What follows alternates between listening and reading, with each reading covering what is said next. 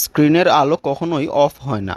এমনকি ফোনটি বন্ধ অবস্থায়ও এলসিডিতে আলো জ্বলে থাকে, সাদা দেখা যায়। ফোনে ব্যাটারি লাগানো মাত্রই এলসিডিটি হোয়াইট এসে থাকে। ফলস্বরূপ ব্যাটারিতে চার্জ থাকেই না, অটোমেটিকলি ব্যাটারিটা চার্জ কমতে থাকে।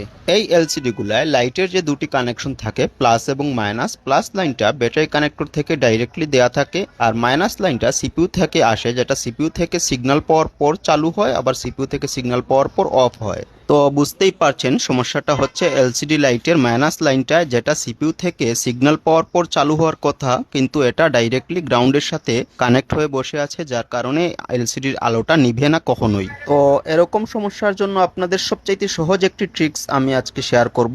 এলসিডি লাইটের মাইনাস কানেকশনটা আপনার বোর্ড থেকে ডিসকানেক্ট করে নেবেন এবং রিবনের নিচে একটা ট্যাপ মেরে দেবেন যাতে কানেকশনটা বোর্ডের সাথে না পায়, এবং এলসিডির মাইনাসের লাইনটা আপনারা কিপ্যাড লাইটের মাইনাসের সাথে জাম্পার করে দেবেন, কারণ কিপ্যাড লাইটের মাইনাস লাইনটা আলাদা দেয়া থাকে। তখন কিপ্যাডের লাইট জ্বলানিবার সাথে আপনার এলসিডির আলোটা নিভবে এবং জ্বলবে।